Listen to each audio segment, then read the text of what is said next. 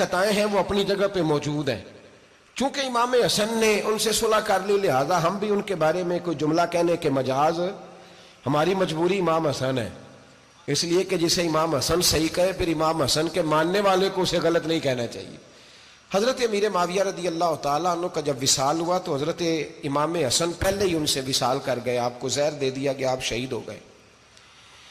इमाम हुसैन मौजूद थे तो यजीद के बारे में लोगों ने कहा जनाब अमीर माविया से कि ये ठीक है, मुनासिब है और बहादुर है, दलेर है। वो जो होते हैं ना खुशामदी टोला, हमारे मुल्क में जो अच्छी खुशामद करे उसे अच्छी वजारत मिलती है, अच्छी वजारत उसे देते हैं। जो ज़रा सही बदतमीज भी हो और सही वकालत करने वाला उसे वजारत सही देते हैं।